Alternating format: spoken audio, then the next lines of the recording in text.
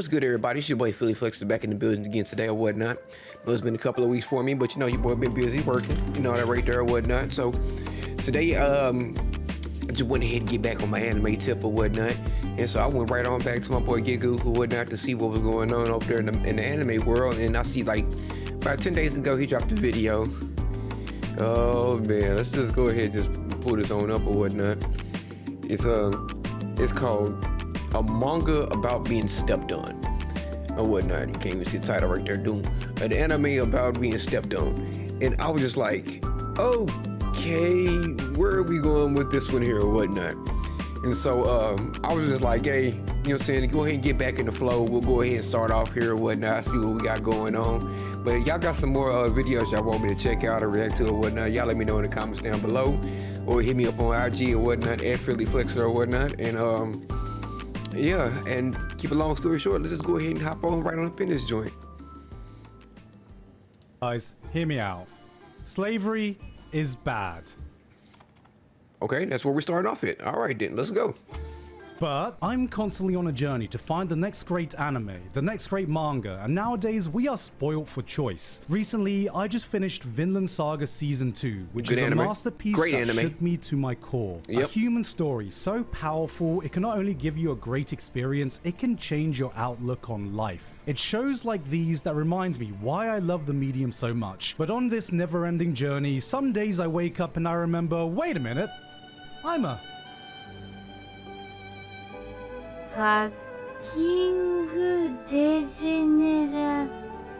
Because what if I told you that I've discovered a high-intensity shonen action manga with amazing art about being a slave to an army of insane anime girls in military uniforms that can kick your ass and will find any way, shape, or form to sit in your face every other chapter? Now I know what you're gonna say. Giga, god damn it, what do you think I am, some weird perverted freak? Can you please stop trying to get me into your weird hentai fetish shit? So, what's the name of the manga again? Point. That's exactly how I was saying right there. That's exactly what I was thinking in my head. Like, you can stop with trying to get me into your stuff. I know what's the name of this manga though. Because there are times I want to remind people that I'm always striving to find the next anime or manga masterpiece and prove to the world that I'm still a functional member of society. Then I remember that I play Honkai Star Rail. Hi, I'm Giguk. And just in case you needed a monthly Me too. reminder that I'm still a piece of garbage, here's a manga about being stepped on by hot anime girls.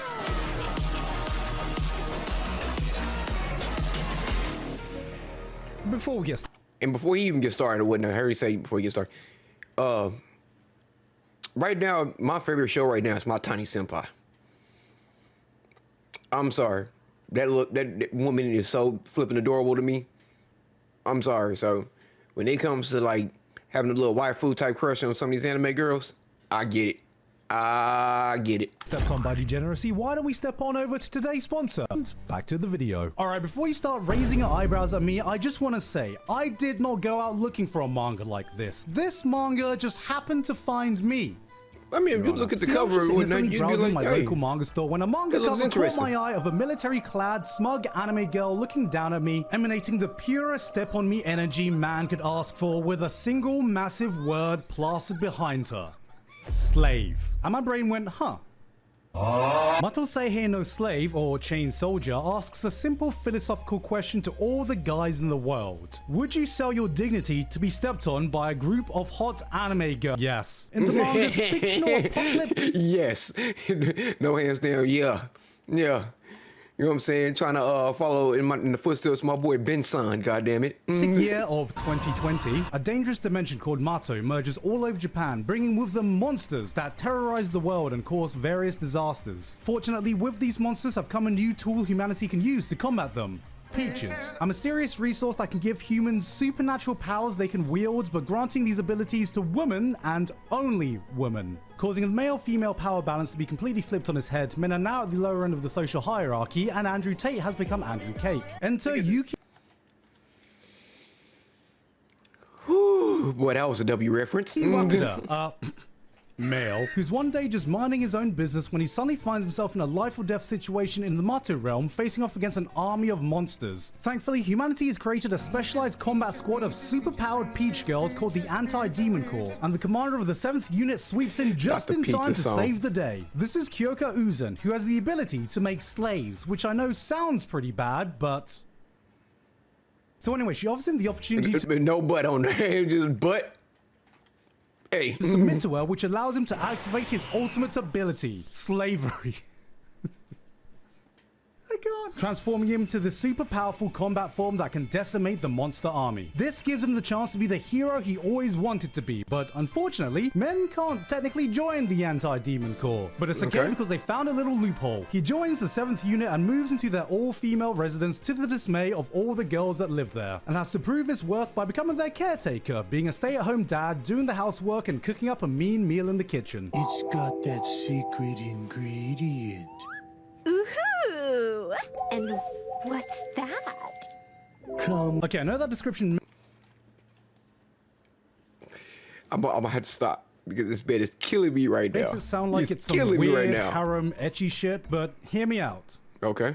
It's good weird harem ecchi shit. This is a manga written by the same guy who did... Oh no. But okay, regardless of your opinions of Akame ga Kill, and God knows I have my opinions, I think What? I love Akame ga Kill. I mean, it was short, but I liked it. I had a lot of people recommend that anime to me or whatnot. So I guess I don't know. Yeah, y'all let me know how y'all feel about the anime down below or whatnot. Like, cause I felt like that was a W anime. You know what I'm saying? It was short. It did its damn thing. It was boxing in it. What else you want?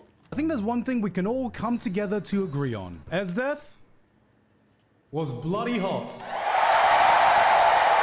So imagine Akame ga Kill, but every girl is a different flavor of Esdeath, and replace all the edgy violence and character deaths with S-tier horny. That's Mato Seihe no Slave. It's been a long time since I've enjoyed an ecchi series this much, and yes, there is more that goes into a good ecchi series than just slapping some sexy anime girls in your face and calling it a day. Just because you appreciate anime titties doesn't mean you can't do it with a little bit of class. I may be a degenerate, but I'm a degenerate with standards. I'm not one to watch a show with nothing but fan service and ecchi scenes as a selling point. Maybe that would have worked when I was a dumbass 14-year-old kid, but motherfucker, there's this thing called hentai. It's like ecchi, but... Hold on. I gotta go back.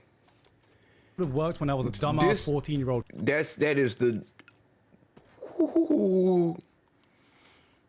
Ooh, the shirt, a pack of ramen, and a Game Boy Color. Was that Game Boy Color Advance? Ooh, that takes me back. Kid, but motherfucker, there's this thing called hentai. It's like ecchi, but without the blue ball in. And it's art. If I'm gonna watch a show, there needs to be another hook, nice action, an interesting world, a compelling romance, plot. But another equally important thing is how you implement the fan service in your show. You can't just show me thick anime thighs and expect... Sorry, I got distracted. You can't just show me thick anime thighs and expect me to be impressed. And one thing I absolutely despise is when the fan service gets in the way of the action. Nothing quite kills an action scene faster than when you're fully invested in a fight. It's exciting, you're into it, your heart is pounding, the next big punch is about to be thrown, then the series goes, alright, pause for a second. Anime titties. Alright, I'm back to the action. If you're gonna put a... Yeah, I completely agree with that or whatnot. I cannot stand that. When you know what I'm saying,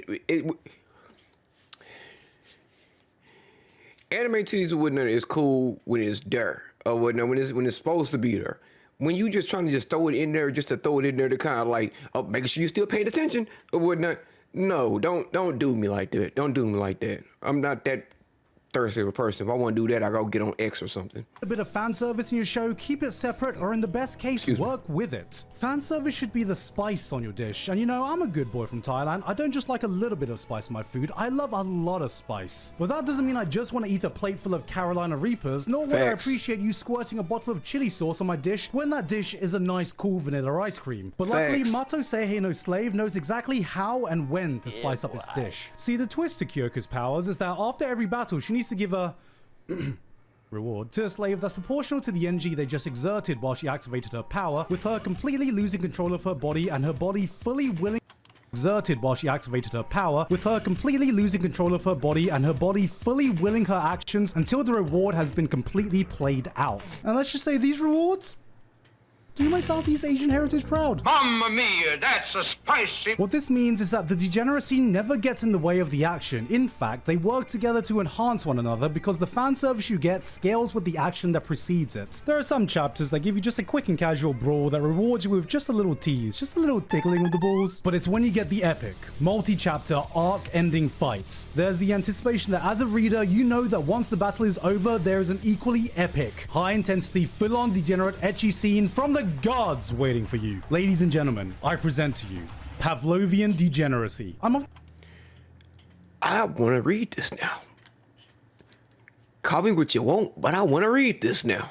The firm belief that if you're going to go down the degenerate route, just fully commit. You think I, a seasoned anime viewer, am impressed watching the millionth dense protagonist accidentally walk into the girls' changing room? Oh no, baka hentai! No! And thankfully this series pulls no punches in either its action or its according to the lore, each reward Yuki is given is based on his subconscious desires, and thankfully for the readers, our boy must be the average Genshin Impact player because he ain't just bricked up, he's the entire fucking wall. Starting off with just a vanilla makeout sesh, as the series goes on, the rewards get I'm gonna steal that. more and more spicy, like he's cycling through the entire library of hentai tags. Not a fan of the main girl? No worries. The series introduces a literal army of dummy mummies, semen demons, waifus with weaponized thickness, and here, come here. Let me give you a little bit of a spoiler. Kyoko can lend her powers out to other girls. You know what that means. I have come. But this goes into the one thing Mato Seihei does that separates it from every other generic ecchi series. It has plot. I'm not gonna lie and say that fan service isn't one of the main selling points here, but that doesn't mean there's not more going for it as well. For one, the action is actually pretty kick-ass that goes beyond, I'm gonna defeat you with the power of friendship and titties. Each girl's unique ability brings more dimension to the action than with the power of friendship and titties. Each girl's unique... Did this girl, like, this is like her hair turn into like guns or something? What is that image? That is mad crazy. Ability brings more dimension to the action than just I'm gonna punch you. I'm gonna punch you really hard. All the fights have their own thoughts and tactics put into them based on the powers that are present on the playing field. There's a girl who literally just has Zodwaldo that she activates by doing a fucking JoJo pose. Another girl has an ability called Python where she has to pre-program her body movements like a goddamn software engineer. There's a MILF.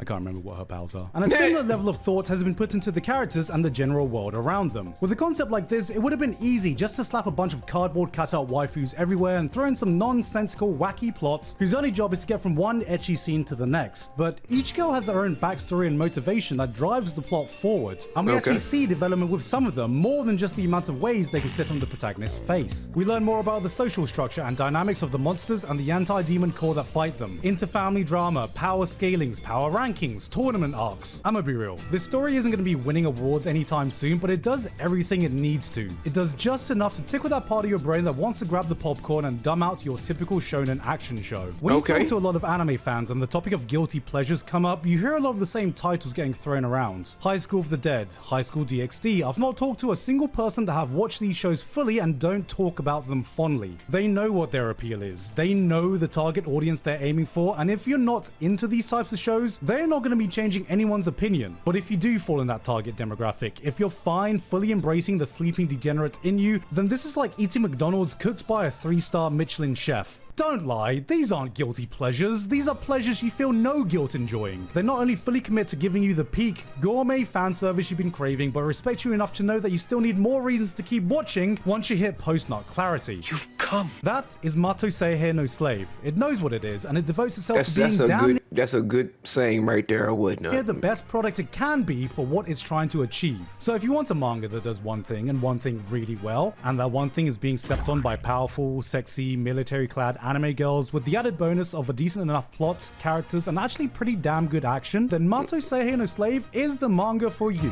Okay. In conclusion, It should have been me, not him! hey guys, hope you enjoyed that video. Thank you very much this month to Alpha Sigma, Author Curtis Eckstein, Basil, Dysfunctional Degenerate, Flabberwocky, Ivido, Levados, Misaka12315, Pain Padgett, Alright, y'all go show us Patreons for love or whatnot. I ain't got no Patreon. I don't even think I want to do that yet or whatnot or anything like that. I ain't even that creative to be doing anything like that. But I do want to say one thing.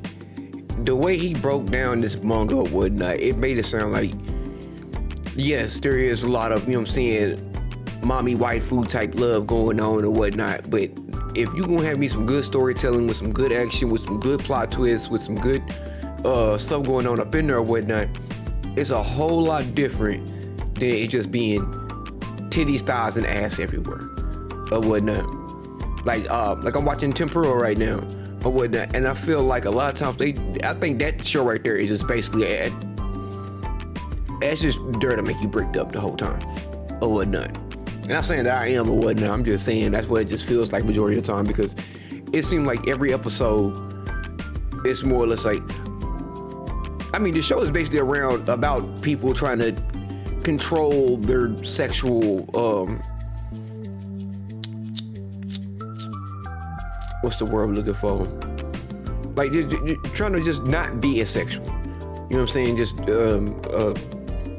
can't even think of the word right now, whatnot. Your sexual desires, there you go.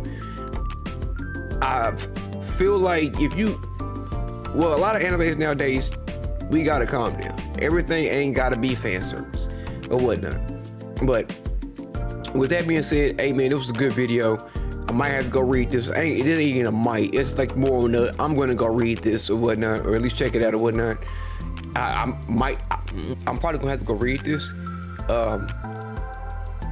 I will say that when it comes to good shows like this, it might get animated. I don't know if it might not get animated, but hey, that's one reason why I kind of hate reading manga sometimes, because if you find a real good one and then it gets animated, you kind of already know the story. So I don't know, man. But anyways, it's your boy Phlexer or whatnot. Original link will be down below or whatnot. I really don't even have too much to say about that one or whatnot, man. But until next time, deuces.